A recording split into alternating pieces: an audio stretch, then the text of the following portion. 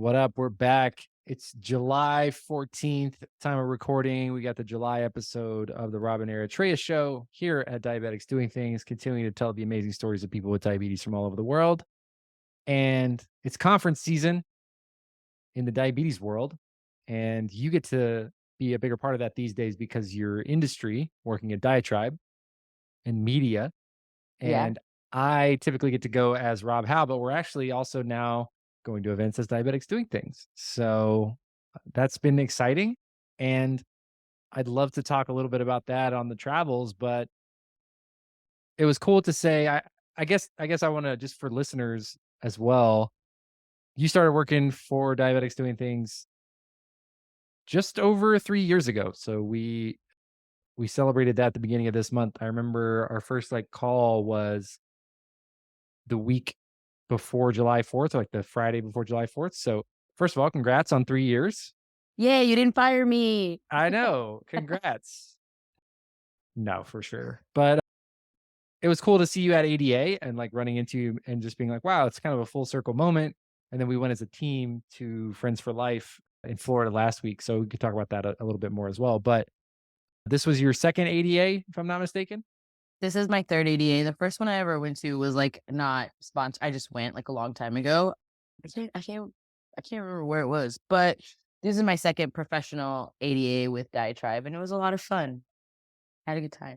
It was cool. I'd love to know your perspective because I think you and I obviously are both big advocates of including patient voices at events. And I think that concept and idea is catching on, which is great because I feel like at times as patients, you see things that happen at big conferences like that, and you think they don't that's not for me, or I'm not included in that, or that's not for patients with diabetes necessarily. So I don't know. I'd love to talk about that. Has that changed for you from the time you first went to now? Is that just me sort of like unconscious bias, like noticing those things? No, I mean, okay, so I did notice in my first ADA that I met a lot of people that I already knew in the space, right? Because some of us are privileged enough to either work for companies or have a company or have some kind of affiliation that allows you to attend. Let's be honest, the barrier to these conferences is the huge price tag because attending ADA costs like $1,500 a person. Like that's Right. wild, right? I think that it's really great that voices and advocates are being asked to come now. I know that there's a story out there that before they weren't even allowed at the conferences. Like there's this whole idea that before it was like, this is not for them, this is for HCPs. So the culture around conferences is changing. I will say that this year there was more patient advocate voices than I ever expected, but I think that has a big that just hats off to DDoc and Bastian and his people over there who decided to come over to the US because they were able to bring patient advocates and fund it, right? Because that's the barrier. So, yeah, I am noticing that there is more advocate voices, but I also think that we just live in an era where people have access to more information online and are like, well, this isn't that far from me. This is in San Diego. Like, why can't I go? Right. Some people are lucky enough to live in the area. So, I also think ADA is just a more accessible conference as far as location because it's in the US. But all that to say that, yeah, advocate voices are definitely on the rise at these conferences. It's cool to see. I talked about it in the solo pod that I did a couple of weeks ago, a couple episodes ago. It's nice to see not only is DDoc kind of like setting that blueprint and extending what they do in Europe at the European and Asian conferences, Middle East, EMEA, for those who are big acronym users. For shout out EMEA Hive, but that is extending over here, and also the brands who work with patient spokespeople or patient ambassadors are bringing their teams of ambassadors to the events to experience it, which I that's how I experienced it for the first time. That's why I was there this time. So it's cool to see the next sort of generation. I feel now I'm like an elder statesman in the patient advocate community. I've been around a little while, and so it's cool to see the next generation come in there and see it for the first time. And I think it's just really important to see what the diabetes companies and industry is working on, what's coming, what the future of diabetes care and care management looks like. And, also get to see access to the poster sessions. The posters are Right. some of the most inspiring stuff that I found over the years. So it's just great to be able to have more access for people to get behind the scenes and see what's being worked on in the industry.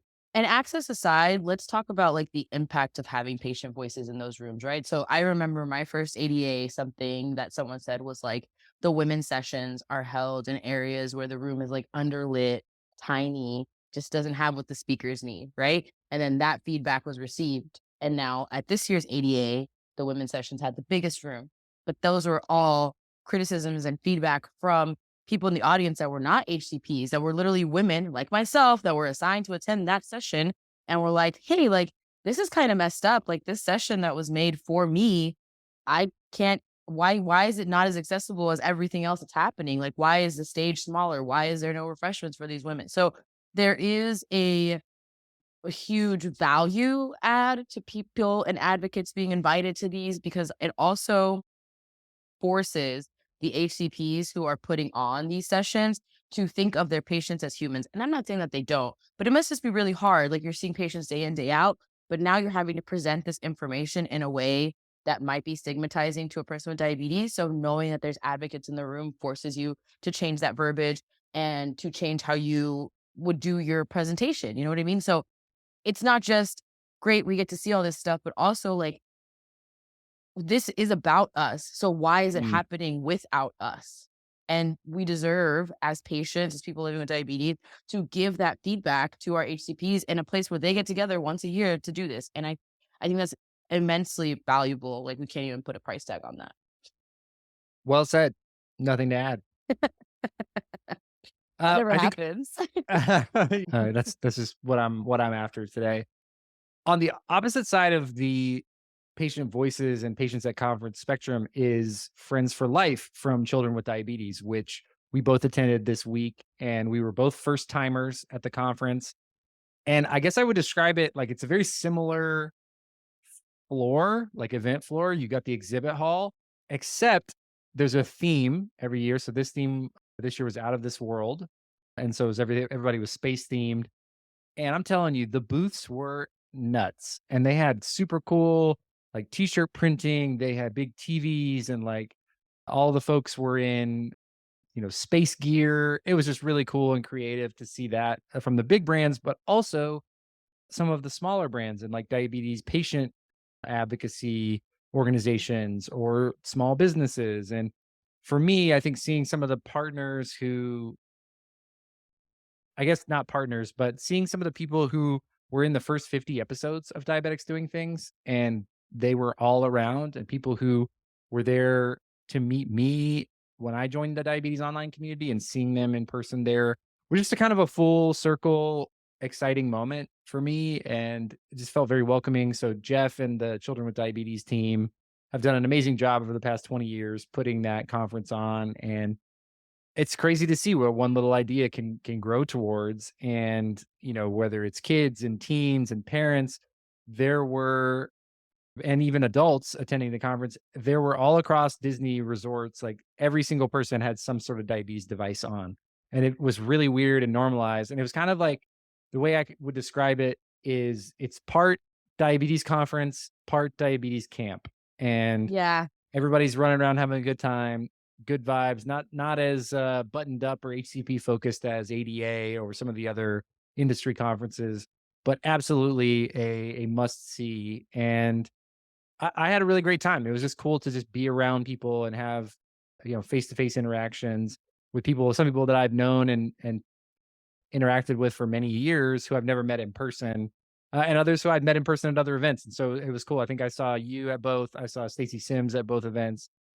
It was cool to be around. We had the Medtronic champions that were, some of whom were not able to make it to ADA, but they had other ones going to Friends for Life. So I got to see both of them there as well. So shout out to you guys. But it was a really great conference. And for us, you and I got to spend, the first time together, like the most time we spent together as a team Ever. ever, which was great and wild. And we had Erica there and Ashley there as well. We worked on some awesome stuff for Diabetics Doing Things, which we're going to be revealing to you guys probably on the next episode of the Rob and Eritrea Show as we continue to refine our mission and our vision for what Diabetics Doing Things is and what it's going to become.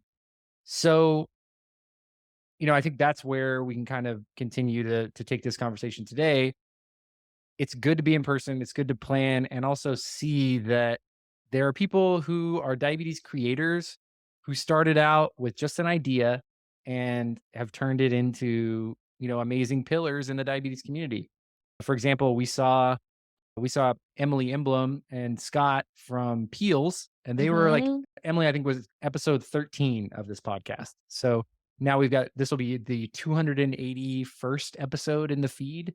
So we're approaching 300, which is just crazy. And now they're huge. They make pump pills with Tandem. Like, that's a Yeah, big and deal. Medtronic, yeah, they're everywhere, right? So, again, whether it's a little idea, and you feel like you're not getting traction, there is a place for you. There is a place in this community. Shout out to Travis. Type 1 Tactical booth was right across from ours. We hung out with them. Diabetes Diabulimia Link. Helpline, Diabetes Yeah. Link. It was just cool to be around. So thanks for stopping by our booth and saying, hey, we learned a lot. We're going to do some different stuff at our booth next year, I think. But Oh, yeah, we we learned will. we were forged by fire this year, my friend, but we did and also I wanna shout out Felissa because she texted me today and was like, "You never came back to my table." So I am so sorry, Felissa. One day we will hang out. But she was also there selling her books to diabetes helpers. You guys should go online and support a Black woman writing books, buy some of her books. But there was just so many incredible people there, and we didn't get as much face time with them because we were so focused, hyper focused on this legacy that we're creating for Diabetics Doing Things. Yeah. And I think just like laying the groundwork, right? So Right. I will say big shout out to Skin Grip for they gave us Yes. some patches to give out in the booth. People thought we were there as Skin Grip. Yeah, they were like, "Are Like, you guys can rip?" I was like, "No." we're like, no, but you can have these patches. And they were like, oh, awesome. And like somebody came up and they had like left patches at home. And we had the rainbow pack and the pastels pack for all the different devices.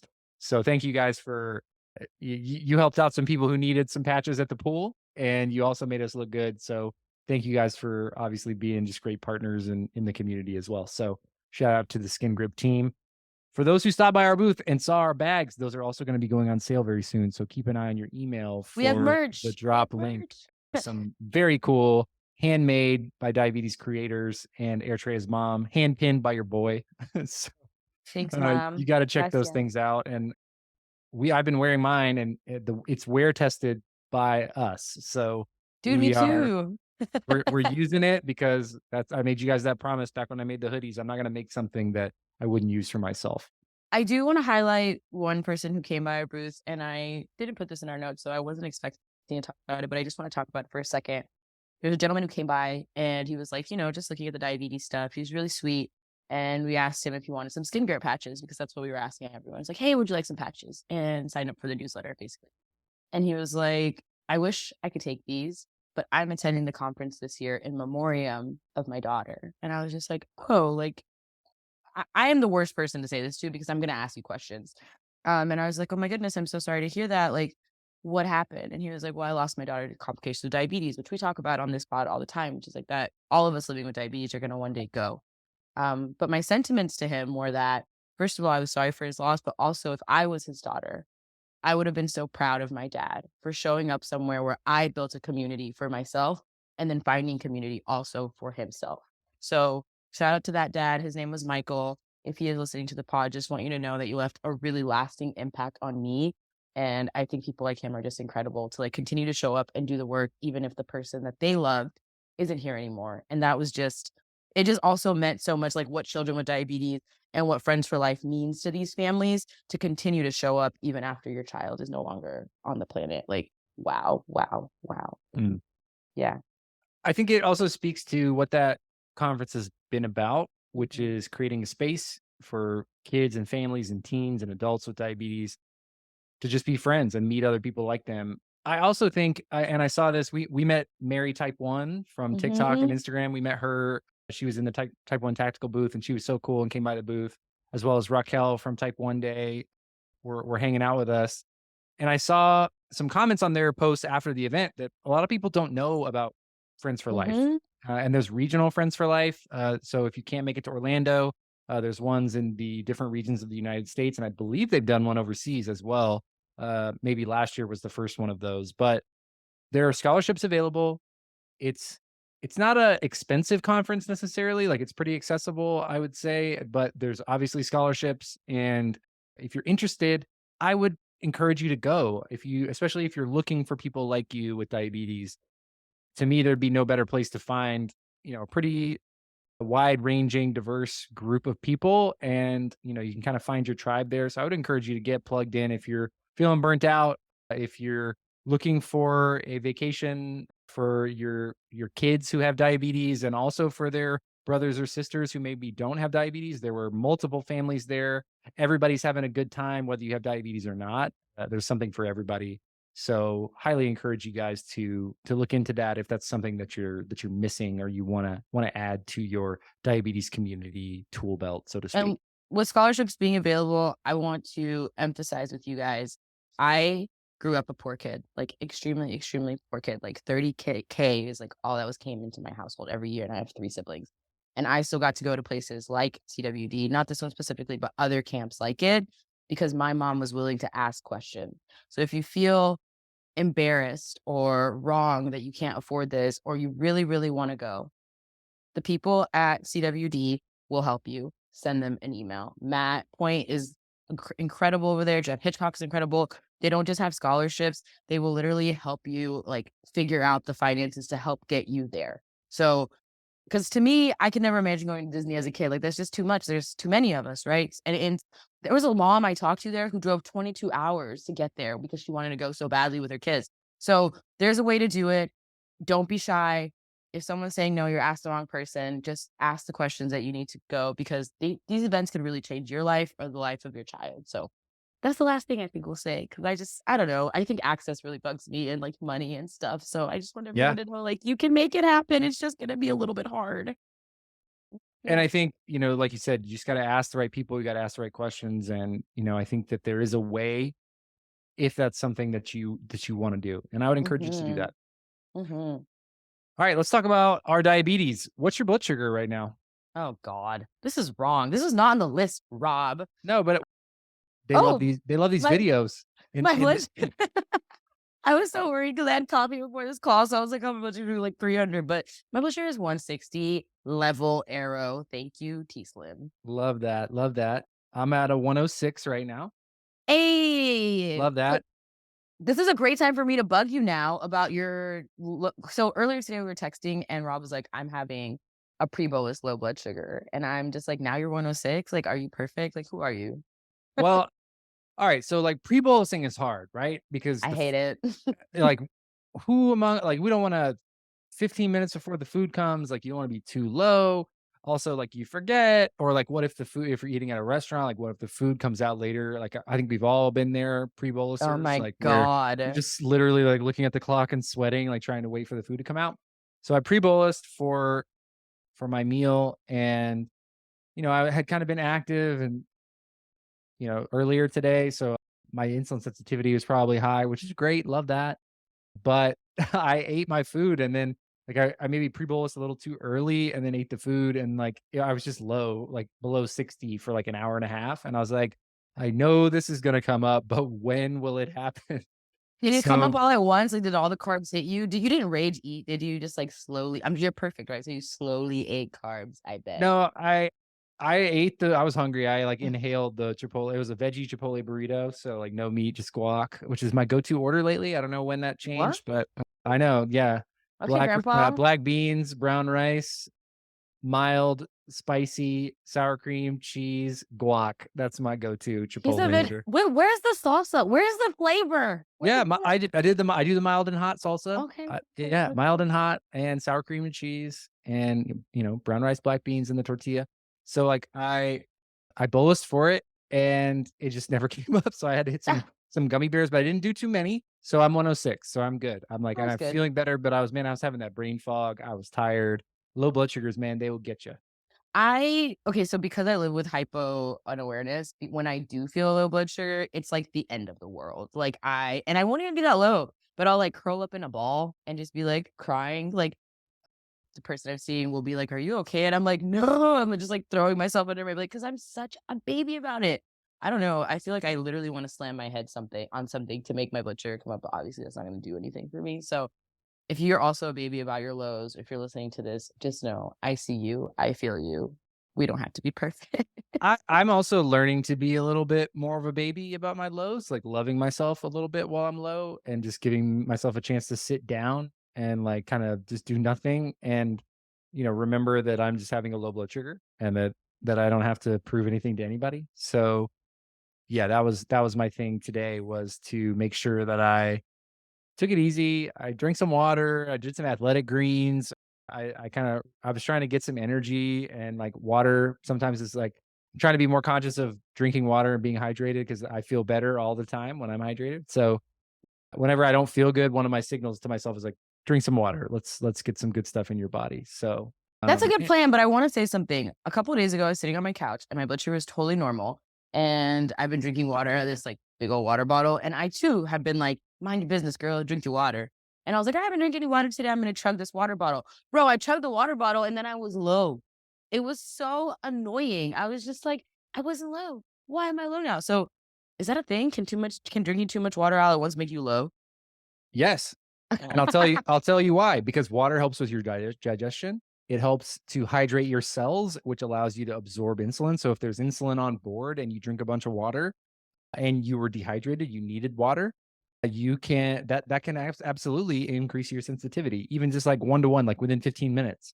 So like when you talk about like being insulin resistant at different times, hydrating is one of the best ways to, kind of work that out. It's like drink a bunch of water, go on a 5-minute walk, and your body is gonna be primed for insulin absorption. Wow, I feel like I learned so much just being around you. By the way, the reason I started drinking more water is because Rob's wife shaded me drinks. And when we were driving home, she was just like, "You don't drink enough water." And I was like, "Oh, yeah." But I feel like I learned a lot this week just being around you. Like, I'm learning this about the water. And then there was a moment at Children with Diabetes when we were sitting for a little bit and your blood sugar is high. And you're like, "I'll be right back." And then you went to like walk up the stairs backwards or something. Like you Oh, went to the like you went to the gym and you like walked on the treadmill while this turned off backwards or something. And I was like, yeah, you gotta hit the dead mill. Like, so yeah, my blood sugar was high. We had just been sitting around because I'm telling you why it's high. Wanna know why it was high? Because I ate the waffle. I ate the Mickey Mouse waffle, "Oh, dude. it I was wanted so it. good though. I had It one was great. too." So I was like, you know what? I'm gonna eat this Mickey Mouse waffle and have some coffee. And then we sat down for a while, so like my blood sugar was kind of high. So for me, hydration and a little exercise goes a long way. So yeah, I hopped into that hotel gym. I grabbed some weights. I did some squats, and I hopped on that treadmill. Turned my timer on my watch for 5 minutes, and walked backwards on the treadmill, pushing that thing. And walking backwards is really good for you. If you guys, anybody's out there is like a knees over toes guy follower, which I am, and I think is an amazing athletic system for anybody who's looking to heal their body and to become stronger. And walking backwards on a treadmill that's turned off, be safe, do not turn it on, will definitely get your legs on fire very quickly. So I was like drenched in sweat after that. My blood sugar came down. I felt great. It was just interesting to watch it in real time. Like, you see people on the internet be like, "I do this when I'm high. I do this." I'll be honest, I'm a lazy girly. If I'm high, Imma take insulin. I'm not about to do 10 jumping jacks. It's just not me. So it was really interesting to me to watch you in real time be like, "I'll be right back. I gotta go walk backwards on a tread." Well, I'll tell you this too, because now I'm on the 780G, Yep. so which is awesome. And one of the features that it has is automated bolus correction. So it'll have like if it'll detect your blood sugar is high and it'll give you a bolus, an auto correction bolus. So I didn't want to give myself more insulin because if I gave myself more, I'd probably fall too fast. But yeah, I had a little bit of on board and it was so crazy. I shared the chart and I had people, I used a little Instagram kind of like point poll thingy. And I was like, when do you guys think that I start walking on the treadmill? And almost everybody picked the right area. So shout out to you guys. But my body was so ready to absorb that insulin. There was like a straight line down and it stopped out at like 140. And it was like, okay, cool. Well, I didn't give myself more insulin, so I avoided that low.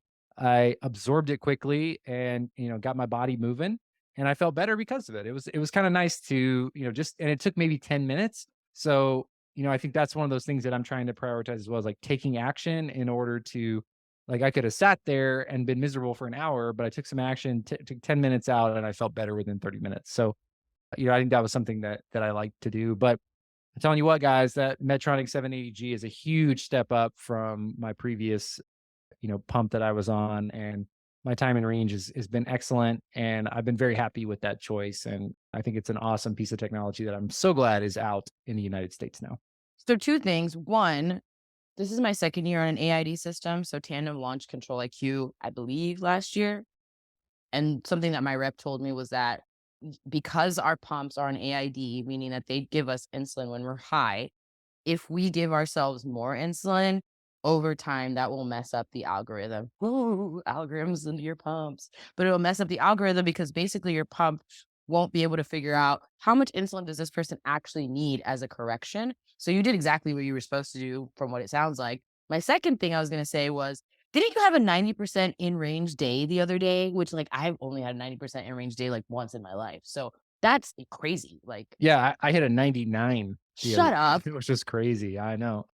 Whoa. And, I ate my regular meals, I did my regular stuff. When your sites work and your insulin is good and your sensor is good, man, that's like 99% time in range, man. And I don't really do anything different. I didn't have to really think about it, which is I think the best part that I've experienced so far with the 780G is there's fewer alerts and more control. And, I got to look at my CareLink report, but I feel like my time in range over the past 3 weeks has been for sure over 85% on average. And that is a big change. You know, That's huge. I think the biggest change for me, like my time in range has always been pretty good, but because I'm like actively participating in it, you mentioned like the ghost boluses. I would do Mhm. that on a regular basis on my last pump. And now the automated correction boluses, I don't have to do that. So that allows me to not be part of it. It doesn't even alert me when that happens, and I'm cool with that. So, I think it's just a really big step forward from a management on like mind standpoint. I've also been sleeping through the night better, which is making me better during the day. So I'm thinking of these compounding effects of not being woken up in the night, waking up in range, having a high time in range. Like those are gonna add a whole lot more living to my life, and Right. and less just obsessing over the number. I love that. I'm so happy to hear that. I hope it continues to work out so well for you, and let's hope you don't convert me because 99%, bro, like that's a number.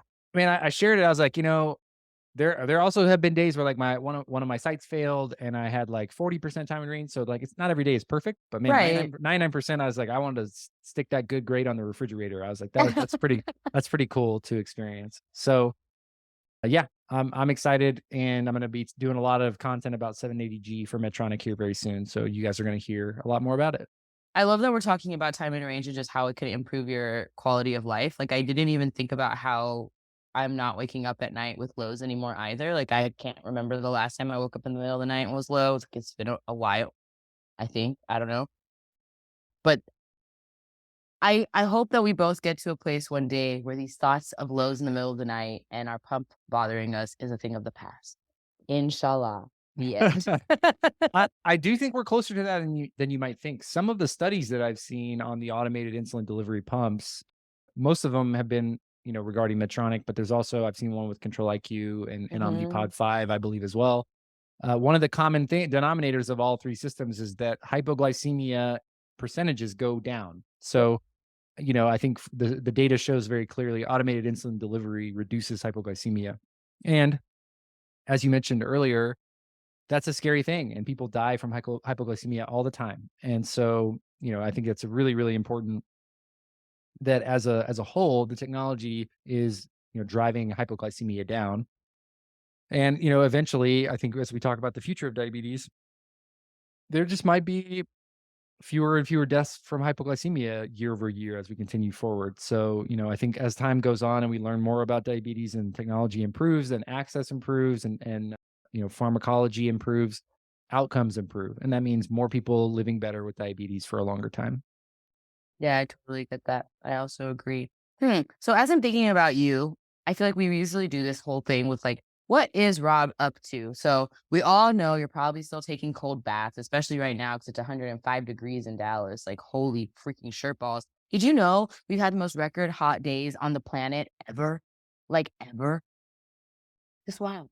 I do believe it. I'll tell you this the other day. I think it was Wednesday this week. I was like, man, today is hot. It didn't feel like the hottest day because we've had heat indexes that were way higher because of the humidity. But I was like, it is actually very hot. It felt like the hottest day. And Erica was like, I don't really know. And then the next day they said that was the hottest day recorded of the year at DFW airport. So like the actual temperature was like the hottest of the year. And it just felt that way, and I got in that cold plunge in the afternoon, and I felt so good. Like, it's so interesting because that is one of the reasons why I got it, is because during the summer, the water in the pipes is very warm, so you can't, like, do the cold shower to the same effect, and so getting in there, it was really interesting to feel the difference in my body when it's hot outside versus when it's kinda normal or even Mm, cold.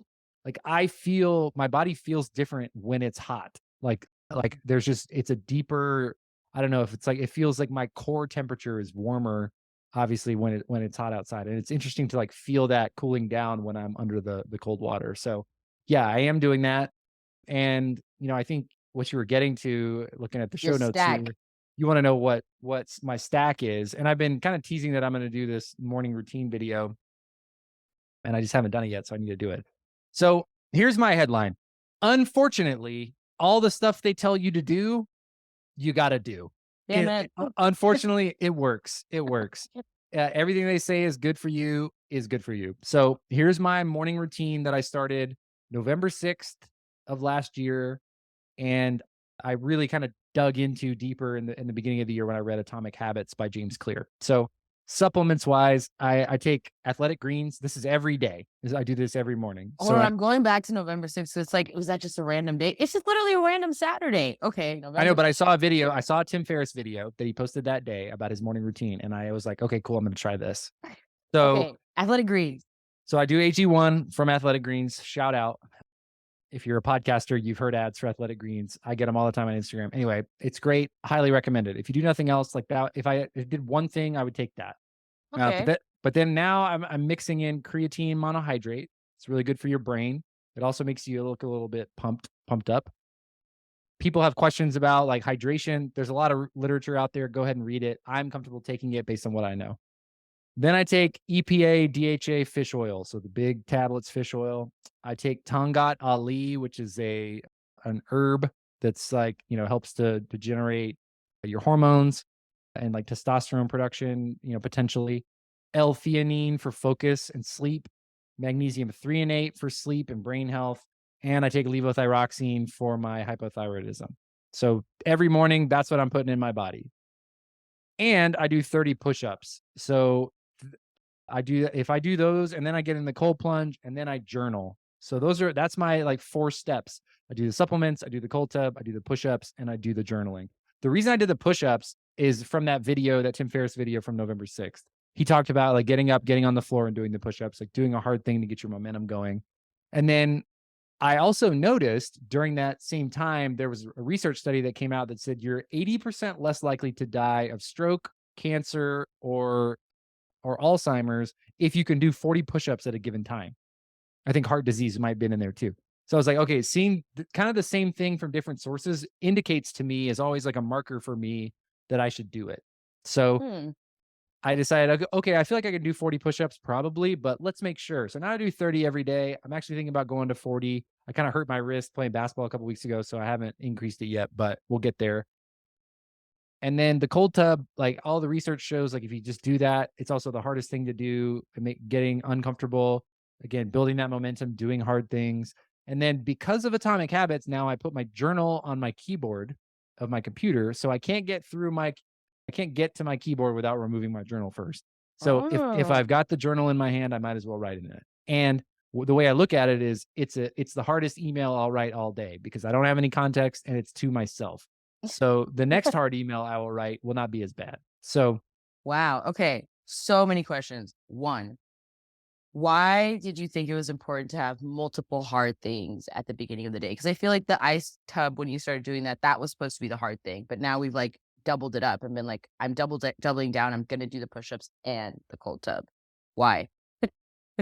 well, honestly, I was having a hard time last year and I had Mm, the cold tub. So I was getting and feeling the benefits from the cold tub, but I was also feeling I was having a hard year in my professional life at work. It was the hardest year of my career, I think. And I just was feeling down and depressed, like not myself. And so I was looking for something. And that push up thing from that video, I was like, well, this is easy. I should do it anyway. Like, I'm going to try it.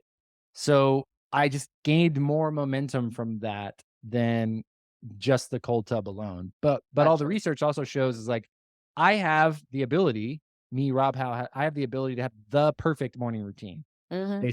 And so I should take advantage of that. So I was trying to hit every single element of that. So drinking the AG1 is like water and greens first thing. So I'm getting hydrated, I'm exercising a little bit, getting some movement. I'm jumping in the cold tub and all this before I have my coffee. I try not to have my coffee, less than 45 minutes after I wake up. So cuz I Nice. used to just wake up straight up and have a cup of coffee. Yeah, I love that. Okay, my second question is how okay, so I love that you said that you have the ability to have a morning routine because so many people just don't, right? Like you have to get your kids to school, you got to get your husband to school or to work, you got to do all this other stuff. So we're lucky that we, both have these jobs that allow us to do what we need to do. What time does this morning routine start during the week? I am not a morning person. Wow. I've tried to be. I am a sleepy boy. I'm a big, and I also like being up a little bit later. So, I start my day about 7 o'clock, 7:20.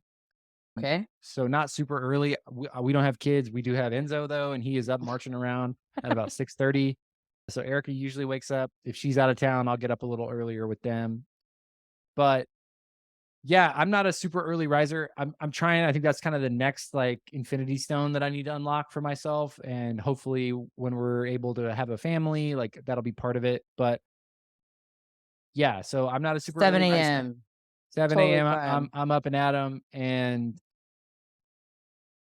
I think too, it just I required that. I think I just Mhm. needed that routine. And I think also you make time or like your routine, you can't let it adapt to whatever your other things are. Like you've got to make that time for yourself. And I think that's where I was really focused on. If I do these things, no matter what happens afterwards, at least I've done 30 push-ups. I've taken all my vitamins. I've gotten in the cold tub. So I'm outside, got the sunshine on me. I've done a little exercise. So even if the net of the rest of my day is zero, I'm ahead on the cards. So, uh, Gotcha. and I think also I looked at my Whoop data from last year and I was like, well, what would it take for me to increase my exercise output, my strain by 20%? And so this year to date, because of a lot of other things, but I've increased my daily average strain by 20%, which was one of my goals. Wow, congratulations. Here's my because I have two more questions about this morning routine, which by the way, I love this. How long does this routine usually take you? It can take me anywhere from 2 minutes, if I'm really hustling, to like 2 minutes is an exaggeration probably, but because it takes, 3 or 4 minutes to get out, change and outside in the cold tub and all that stuff. But yeah, it does not take very long. Some days I kind of like putter through it. I'm kind of a putterer in the morning. I like to just kind of like go through my things. So 15 minutes, I roll out of bed, I take my supplements, I do the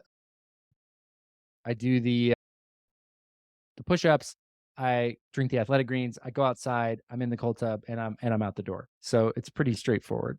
Beautiful. Last question. Over our weekend, I noticed that you are a sit down and write things out kind of dude. Like you just kind of need to like dump it all on a piece of paper. Before you came up with this 4-step morning routine, did you sit down and think like this is my goal for my morning routine? This is what I want from it so that I'm going to implement these things? Or did it just kind of like come together? Or did that Tim Ferriss video kind of tell you what to do? Like what for somebody who's looking to create a morning routine, asking for myself, I no longer want to be a bump on a log for the rest of my life. What would you say is the best way for someone to just get started? I think what gets measured gets managed. I've been trying this for a while. I've been a Tim Ferriss head for almost a decade, and really only in the last year have I established a really good morning routine. So I think you got to be honest about who you are. So my morning routine does not start at 5 a.m. because I do not start at 5 a.m. And so you got to find what works for you. From a like supplementation standpoint, I also have been tinkering around with that for the last couple of years. And I've been adding and subtracting things along the way just based on how I feel and what I like. So, I started last year taking the magnesium 3 and 8, and that made my insulin sensitivity really good. So I was like, okay, cool. I like this. I'm able to get some good quality sleep. This year I added the L-theanine, and I think I really like the way that works for me. Now, I don't take some of the nootropic, like, Alpha Brain stuff or Alpha GPC anymore because that just makes me really angry. It's weird. Like, I get so focused and I'm like, my jaw locks up and I'm just not very happy to be around. So, I don't take that anymore. So, I think that those are, like, trying to tinker around and experiment with what works for you and realize that people are very different and some of my employees at the agency would be like, yeah, like the perfect morning routine is like 17 steps and blah, blah, blah. I was like, I mean, actually, I do it every day. So I think you need to find something that works for you, but also commit to it and just enjoy the process. Like I don't those 5 push-up or those push-ups I think I said in the last episode, they're not like I don't wake up excited to do them. They're hard. The first 5 are always hard, but I just keep going. And I think that's Okay. the same thing with the journal. It's on the keyboard, I've got it in my hand, I might as well write in it. Some days I have, like, really coherent, kind of, poetic, awesome thoughts. Other days, there's just bullshit in there. So and some days I just, like, hate write in there, like, and it's just, just very widely depends on my mood, but I'm returning to it. The practice is all that matters, and I'm not judging myself if I don't get it right every time. Well, I love this. This is very, very, very inspirational. I think, you know, I love this. Thank you so much for sharing. And I think it'll be really helpful to others like me who are trying to figure out what the hell to do with their lives to be a better person. Well, I think, it kinda comes back to some of the sports stuff. Hmm. This also was, like, spoken over my life, like, it was when I some teachers said this when I was the valedictorian of my high school, they used this as an intro, it's like I know, I'm legally required to tell everybody that, That's what I'm saying. I'm like, that's oh my my God. valedictorian joke, but excellence is not an act, but a habit. And it's like winners, the sports version of that is like winners do every day what others do occasionally. And so I think that's my thoughts about the morning routine. I'm going to do these every day so that, some people might do them sometimes. That's great. But the longevity of it is great. And it's kind of like that same thing. I've never regretted a workout. Like some days Right. I don't want to do it. And maybe I don't do it for very long, but that momentum comes from, checking in and clocking in and getting that done. So, I think that the improvements that I've noticed from a mood and a health and a productivity or whatever type of, those benefits are not one and done. They're because I'm building them up over time. Yeah, no, first of all, as always, so thankful that you're willing to share just like, cause also like, I love that your routine can go anywhere from I could get it done in 5 minutes or I could really take my time and take 15 to 20. That seems extremely doable and capturable for other people who maybe are like, well, where do I even get started? And it sounds like just drinking water, getting yourself hydrated first thing in the morning, finding one hard thing that you can do every single day and maybe jotting down your thoughts before you really like jump into your day could really make a huge difference. So thank you for sharing that because who knows, Well, maybe it'll change my life. I think I love talking about this. So if I was going around on podcast tours, this is what I would talk about if I had my white druthers, right? But it's about starting your day with intention. Some people just make their bed and that's what they do. Some Mhm. people have rules like they floss one tooth because if you're flossing one tooth, might as well do the whole mouth. It's just like little weird like ways for you to kind of like trick yourself into doing what you want, what you really want, but it's hard to do in the moment. Gotcha. Absolutely. Cool. All Thank right. So enough about me. Let's talk Is about there you. ever is there ever enough Rob? Yeah, I mean, me, I'm pretty vain, but it's fine. So I want to tell everyone a story. After I saw you at ADA, I was back home. It was like Sunday. I'm like getting ready for work or whatever, and I see you are on a kayak, and I was like, oh, I bet Eritrea loses her phone because I just know you. And what happened on that kayak trip? Dude, oh my God. Rest in peace to my phone. So after ADA, I stayed in La Jolla for a couple days to celebrate my friend's birthday and just have a good time. And he wanted to go kayaking. And so I was like, all right, cool. And so we got onto these first of all, he's really sweet. So he got me a wetsuit to like put on because some girls are like always really hot and some are really cold. I'm really cold. If you ever see me in life, I'm probably wearing a sweater and I live in Texas. Anyways, Erica's the same way.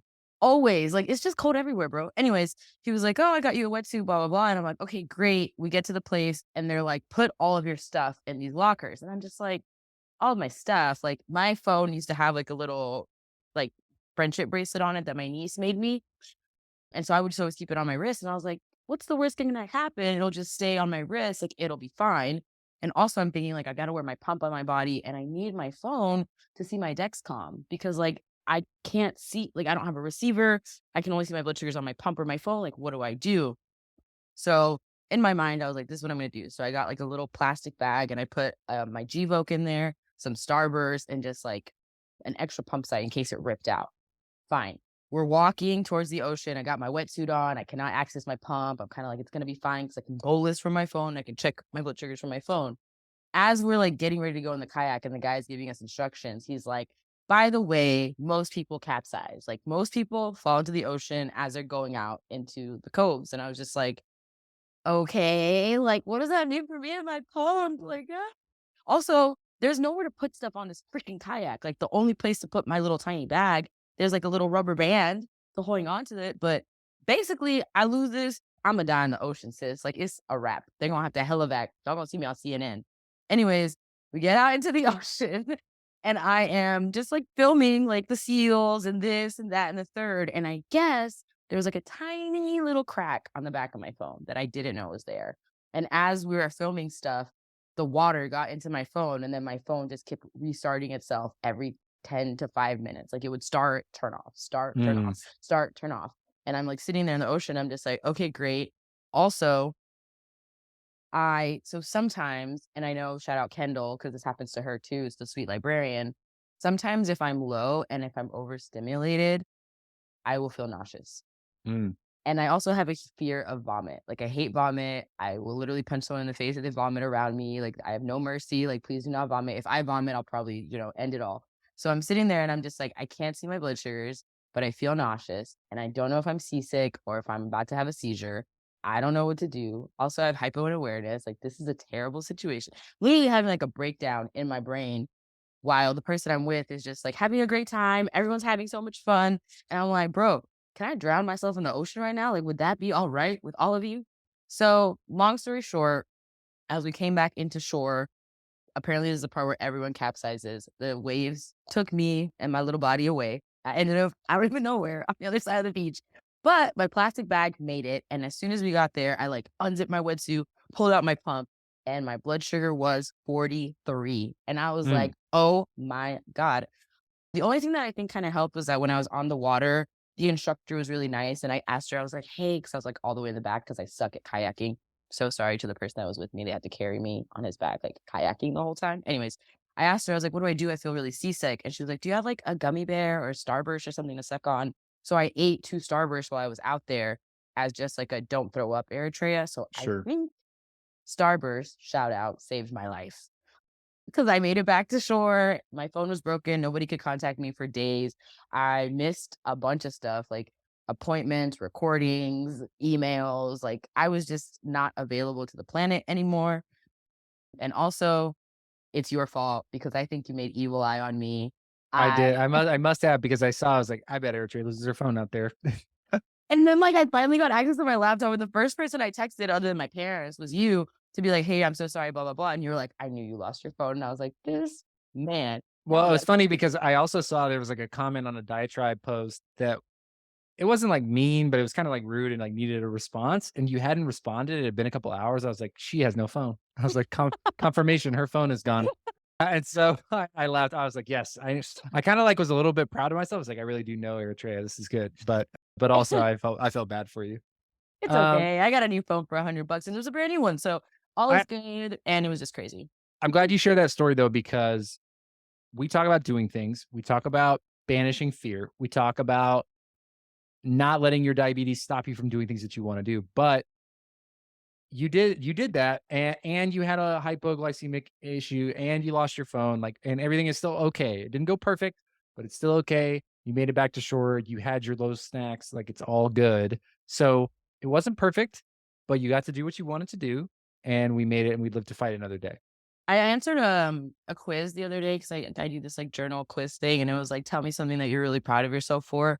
And I swear before God and everyone else, I wanted to cry the minute I got in that kayak because I just am not I was scared. I am afraid. I don't know what's gonna happen. I was so anxious the entire time.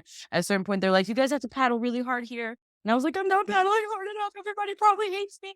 But I fought through the anxiety. I fought through the fear, and I did it. And I was really, really, really proud of myself. And I didn't even realize how proud I was until that stupid prompt asked me. And I was just like, I am her. The end. Well, Um, before we move on to the mailbag, because we have a great mailbag question, you're no longer taking Mounjaro. mm-mm. So I know you talked about like you and your doctor were working about your BMI maybe being too low for Mounjaro. So tell us a little bit about what's going on with your diabetes and your body now that you're not on Mounjaro anymore, and like what you and your doctor have been working on. So I haven't seen my endo in a little while. I think I'm avoiding her. If you do that, then you see me and you get it. My A1C is not bad. My time in range is good. I just don't want to talk about weight loss anymore. It's not good for my brain. It's not good for me. I'm trying to value the body I'm in, regardless of what size it's at. And I'm trying to remember that food is fuel, not like something that you restrict and have to count all the time and punish yourself with. And in our last episode, I talked about how she thought maybe like these other pills might help. And then I did research about those pills, which I don't want to name here.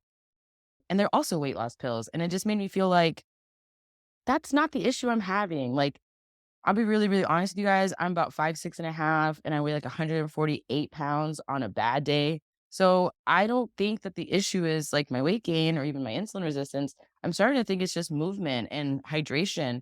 And it's frustrating to me that in the West, here in America, every problem that I've ever brought up to a provider, like they just like throw some medication at me. And maybe that's because they're trying to be nice and not be like, go to the gym. But at the same time, it's just like not what I want, right? Not being on Mounjaro anymore is a good thing and a bad thing. I will say that my amount of insulin that I'm taking every hour is just more now. I'm on a 1.8 basal, which is a little frustrating, but not that bad. It could be a lot worse. And I just find my frustration around Mounjaro being like the fact that I can't even afford it. But then I just go back in a huge circle where I'm like, again, weight loss is not my goal. Better diabetes management is. So how do I reconcile taking more insulin, which might make me gain weight, but not caring so much about the weight loss, but being a girl and wanting to be a hot girl? So it's like all this like just stuff, right? That lives in your brain as a person. But I think I'm doing okay. My time in range, like I said, is pretty good. Like this week, I think I had like a lot of 85% days. I think I have one bad day. So I'm happy with where I'm at, but I'm also just in a place where I, Eritrea, am having to take stock of who I am, right? That's something you said earlier with the whole morning routine thing is like figure out who you are and like what works for you and also just be honest with yourself. And I'm kind of struggling with that, right? Because I want to be a high performer. I want to be a high achiever. I want to be a Rob Howe, but I'm just Eritrea. And that's okay. Like it's okay that I don't want to do certain things every single day. So I'm learning to just be graceful with myself and with others, and that can be hard sometimes, but I'm climbing my mountain the best that I can, and that's all I Well, can do. I want to congratulate you on a lot of awareness and a lot of mindfulness there. I also think I am also kind of reconciling how I feel about Ozempic, Mounjaro, and like around weight loss, because that was a big thing that came out of ADA was basically, Mhm. I think in the diabetes community, we've been critical about it because it's causing shortages. The people taking it for weight loss is causing shortages for people who need it for their diabetes management. And fortunately, I think the supply chain issues are getting worked out, it seems like. But the research that came out at ADA was basically like, yes, it works great for weight loss. It's an excellent weight loss drug. And it is a drug. But I think where I heard I heard Ginger Vieira talking about this on another Mhm. podcast, I think about Ozempic specifically. And it made me think of our conversation in this country around performance enhancing drugs and how in baseball, it's not, it was not okay for somebody to take a steroid that would make them able to train more or swing a bat faster because there was no way to train to get that without that extra without what after a certain point without those drugs. But it Right. is okay for a person who is not competing to not have to exercise or dedicate or change their lifestyle by using the drug. So it's just an interesting way of looking at it. Around your comments though about like wanting to be like a Rob Howe, like I want to be very clear that comparison is definitely the thief of joy. A Mhm. lot of what I have is genetic. My mom and dad are hot boys and girls. And I mean, sorry about it. And they built me and like my mom, from a nutrition education perspective, I feel like my brother and sister and I are in like the 1% of foundational elements of like we were not allowed to eat trans fat, we were not allowed to eat seed oils, we were not allowed to eat those things like way before they were like sensationalized as like poisoning Right. America. And we didn't eat out very much. We ate as a family and I think we've learned a lot about like diet and exercise as a part of that, but like fitness and athletics is part of who I am. So I'm very lucky for that. And it also brings me joy. So it's like, how lucky am I to be able to do that? So I think you got to be careful of how you're comparing yourself and making sure that you Mhm. are accepting yourself. Like again, I judge myself really hard for not being a 5 a.m. hustler guy, but I need extra sleep and LeBron sleeps 12 hours a night. So that was like a big thing for me. I was like, okay, well, if like LeBron can sleep a little bit longer, maybe I can too. But yeah, I think you just got to be able to love yourself even if you don't wake up early, even if you have to take more insulin. And I think like it really is a bigger conversation around diet culture and weight culture and body image in this country, Mhm. especially around women. Mhm. And I'm very privileged to not have to participate in that for a number of reasons. And so I don't want people to look at me and like contribute to the toxicity of No, no, being no, and skinny or I being don't in think shape, and I know that's not what you're saying, but yeah. at the same time, like, if you need more insulin because that's what your body needs, maybe you're just a person who needs more insulin. It has nothing to do with, your weight or your fitness. So, and also if you need to take a drug or if it works for you to take a drug for your weight loss and your doctor approves it and it's safe for you to do, who am I to tell you to not do that? I Absolutely. think that's kind of where I'm at about it, and I'm learning and growing and accepting that, my experience is not everybody's experience. And if I say that, like, if my hot take is that Ozempic is a steroid performance enhancing drug, maybe I'm right, maybe I'm wrong, but I'm kind of willing to just explore my way around that. Well, Because I'm here's also a somebody who's like, if it would benefit me to take platelet rich plasma to help with my like, joint pain, sure, I would do that. I've done that when I had surgery. But is it that or is it I need to work out, in micro doses 6 days a week to keep myself strong so that I'm not in pain? Like there are more than one way to skin a cat, so to speak. absolutely, no, and today so actually it's so interesting today at diaTribe earlier, we were talking about a new statistic that came out, and if this the number's wrong, please don't hate me. Someone at work said this, I'm just repeating it. But they said that in America, 40% of adults are obese or like not, normal weight. And I I was think it just might like, even be more "Oh, than that. I think it's like more than that's half. intense." And so if we think about weight and obesity and its correlation to diabetes and it being an epidemic, because 40% is a huge number, like that's an epidemic, then drugs like Ozempic, Manjaro, Wegovy, like they need to be accessible to people because it's going to give them a better quality of life, regardless of what the rest of us think about it. So all like my whole feelings around Manjaro and my stuff is just my stuff. Like me, Eritrea, what I deal with because of my own personal background and the fact that I am not a person who might need it. I might just need to go walk backwards on a treadmill, is what I'm trying to say. Whereas some people do really need this drug and they should have access to it. Type 1, type 2, type 3, or no type at all. I know a lot of people who have experienced incredible life changes, like their quality of life becoming better, like people treating them nicer, which is insane to think about that we mistreat people that we don't think deserve respect. But that's insane, right? Like going to doctors now and those doctors, the same people that used to talk to this person negatively, being like, wow, what did you do? And it's like, I started taking Ozempic, which you would not write me a I prescription I for. I think that's part of the, like, really toxic culture that we have is this saying, Yeah. "Oh, if you're overweight, you don't deserve respect. You're not a human." I just did the quick Google, so here's the Google. 43% of Americans are obese, 70% are overweight. So I think Insane.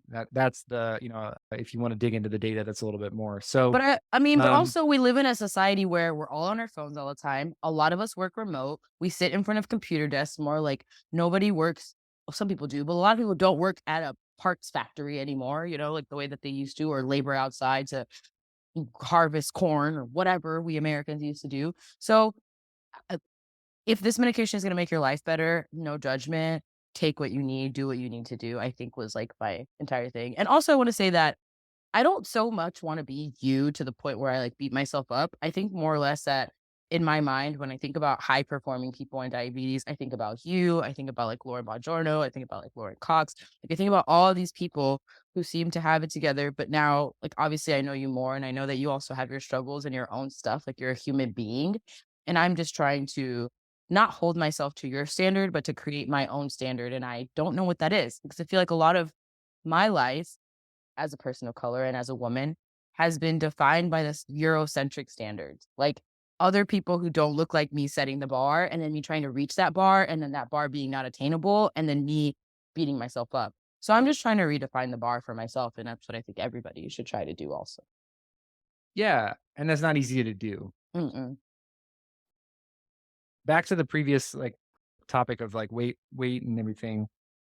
I read Dopamine Nation, I think I've talked about this in the pod, but the quote that I wrote down from that is, "Our brains are not wired for the abundance of the modern world." Wow. All we need to do is open our phone and we get whatever dopamine hit we want. We can go look at our favorite fitness models. We can order our favorite restaurant. We can get same day delivery on something that we want to buy. And our brains are not able to, like, normally it was like we'd eat every 24 hours because we had to go like hunt something and kill it, and like there was no refrigerator. So we didn't have like just the ability to get food whenever we wanted. And so like our brains are still evolving, like they've evolved to be that way, but now we can just get whatever we want whenever we want it. We have this instant gratification and the dopamine floods our brains and we want more of that. And, sometimes that can send us down a wild path. So anyway, we've gotten way off topic. But I love that. I think, digging into these things is really important. So, okay, let's do the mailbag. Woo! As a reminder, mailbag is mailbag at diabeticsdoingthings.com. It's an email inbox where we will answer your questions. Also, we've gotten a lot of new followers. We've been doing a lot of really good content lately. So when we do that, more people want to be on the show and we just can't accommodate all the requests currently. So we're going to ask everybody to be submitting their stories or their questions to mailbag at diabeticsdoingthings.com. And so here we have a question that Eritrea got from someone named Jane. So why don't you tell us Jane. from the mailbag? First of all, Jane saw us at Friends for Life, and that's why she sent us this question, which I thought was very sweet. So, hello, Jane, and welcome to our community. Jane said, "Hi, my son is 11 years old and was diagnosed T1D just months ago. He is finding it really hard and still feels frightened by it. Do you have any advice? How can I help build his confidence and help him feel like it does not define him? At the moment, it all still feels very threatening. So I look to people with lived experience and to see if you can offer any tips on how to live with this unrelenting psychological burden. Any advice you can offer would be gratefully received."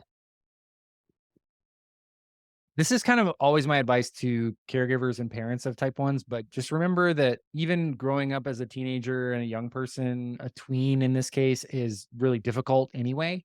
And you throw diabetes on top of it and it's just compounded.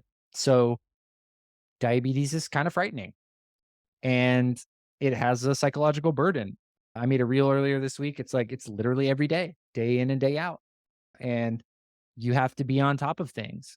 Now, that doesn't mean that you can't do it, but you also have to acknowledge, back to my talk that I've been giving this year of like the dichotomy of diabetes, is yeah, you can live the life that you want, but there are costs. There are real challenges. It's not going to be easy. And I just think if you can make it through the ups and the downs and without judging yourself and like, examine and be curious about diabetes and, even like think about like highs and lows and like what might happen and having a plan without judging yourself about it. I think that's the most important thing. I had a similar question a couple of years ago, early on in my diabetes speaking career, where a mom and dad were there and their son was diagnosed with diabetes. He was 19 and he had the ambulance. They had to call the ambulance on him because he had woken up, or not really woken up. He was in kind of a verge of a diabetic coma from hypoglycemia, like 2 days that week, Damn. and they had to call the ambulance for him. And so they were really down, and he was down. He didn't want to come to the conference, and that's pretty typical in these types of situations. but the parents were looking for some sort of encouragement. And I asked them a really simple question. The other 5 days where you didn't call the ambulance, did you acknowledge that? And they were like, "Well, no." And I was like, "Well, that's 5 more days that you didn't call the ambulance compared to the 2 that you did. So that's a win." That you're up on the charts there. So I would just encourage you, being 11 is tough. High blood sugar and low blood sugar is a total normal part of life. Unfortunately, you're the one that's got to manage it. So keep dreaming big, and just know that we're all in it with you, in it together. And making a friend with diabetes is probably the best way to make that feel a little bit more normal. I love that advice. I would say that it is an unrelenting psychological burden, but to not focus so much on that and to more like what you said is just so spot on. A win is a win. And if anything, I always, and I know this is like a maybe not the best way to think about stuff, but I always tell myself that, and I think maybe you said it a long time ago or as a random quote, but that iron is forged in fire and that your son is going to be so much better for this in the long run because it's a hard, difficult thing as an 11-year-old. And while nobody wishes for a diagnosis and nobody wants to be forged that way, this is his journey and his story. And all you can do is support him while he goes through whatever feelings it is he has. I remember when I was a kid, there was a day that I was really, really upset. Like, I think I was like 10 or 11, and I just got back from a clinical trial in another country. And I was just like crying to my dad. And I was telling him that I felt like I was broken and that's why they kept sending me away because they didn't want me anymore. And my dad was like, absolutely not. That's not how we feel. And I was like, but I'm angry about it. And I don't know who to be angry with. And we went to MC Lively, which is an elementary school here in Irving. He took me to a dumpster. I shit you not, and we literally took like a baseball bat to that dumpster and just like beat the crap out of it until like I was no longer crying and my dad was like, let's go get some ice cream. So sometimes like how you feel, just someone telling you that it's okay to feel that way, like that can change your perspective because it's like, am I crazy? Should I be? Because I remember always thinking like I should be more grateful. Like I wasn't born in a place where I don't have access to things. But at the same time, like I'm still so angry. So what do I do with that? So all I would say, Jane, is to really like lean into listening. I think sometimes as parents, I'm not a parent. I'm just lucky to have two really awesome ones. They will sometimes talk too much, and my dad will always tell me, like, "If I'm over talking, just tell me to stop, because 'cause I'm just trying to fix it for you." I think that's another thing for parents is, like, they wish they could take on the burden for the kid, but you can't. So all you can do is shut up, hug him, and let him feel how he feels. I love that. I think that I can just see you swinging away at that dumpster and just like feeling better, and like something that I'll say, because I'm a huge Jocko Willink guy. So there's this legendary like Jocko Willink YouTube video that you can search for where he talks about good. And so I'm going to do my best Jocko right now. He's like, oh, and this is to parents especially. It's like, oh, my kid's having a real struggle with his diet, his or her diabetes, and we're having to work through these difficult times. Good. Like, tolerate the pain. So and Jocko's, it's just like, "Oh, today we gotta or we gotta march 20 miles through the mud." Good. I wanna embrace that challenge. I wanna tolerate the pain. Diabetes is hard. "Oh, there's a high carb meal coming up." Good. "Oh, I've gotta pack extra snacks to get through my day today because I have a demanding day." Good. Bring it on. Like, like, yeah, it is tough. But what if we, at the end of the day, celebrated it? And we said, Mhm. "Man, we stacked up a really difficult day for ourselves today, and we made it through." Are you celebrating that? Are you, like, patting yourself on the back enough? Are you embracing the suck? Like, I think that's, like, a huge part of the journey, that life is pain sometimes, and we gotta celebrate ourselves and pat ourselves on the back when we really come through in a big way. Did you make it through your day at school without having to call the nurse or without having to go to the hospital? Good. You know, did you treat a low blood sugar? Did you make time for yourself during a test and fix it and go back and still, finish the test with the rest of the school? Good. I think like when I play basketball and I'm, kicking ass, who didn't check their blood sugar at all that day? The guys I'm giving buckets to. And I'm like, they don't know what their blood sugar is, and I do. Good. Let's go. Bring it on. And so I think like sometimes you gotta make yourself your own superhero. You gotta make yourself, you gotta be your own biggest fan, because that is part of the psychological burden, is that there's not everybody cheering for you all the time. So how can you be the change for yourself and be the friend that you need with diabetes, and just dig right in. And we'll Be the put that. friend. I love Oh, being the friend, but also Miss Jane, find him some friends. There's local yes, chapters for of sure. ADA, JDRF. When I emailed her back, I was like, "What area are you in?" Because a friend with diabetes is a friend indeed, as Rob Howe always says. And I think we saw a statistic once. I want to say it was also 40% that was like, you have a higher chance of taking care of your diabetes if you have a friend with diabetes. So I think Clinical that, outcomes show that if you're yeah. involved in diabetes, social media, and blogs, you will 100% of the time have a better A1C outcome than somebody who doesn't. And you know So what? That's the mailbag. Did we go over time a little bit today? yes. Good. You know, did we go a little bit off track? Good, because that's going to make us better long term. Did we have to re-record this episode because Rob messed it up at Friends for Life, and now this is the second recording of this? Good. Good. Good. We did. We did have to do that. But this one was better, I think, 100% It better. was. Yeah, I'm so glad we did it. This was fun. This was fun. We'll see you guys next time. Hopefully to see you soon at diabeticsdoingthings.com/events. Events are coming, not just in Texas. We got some exciting stuff coming up very soon. So stay tuned. Bye.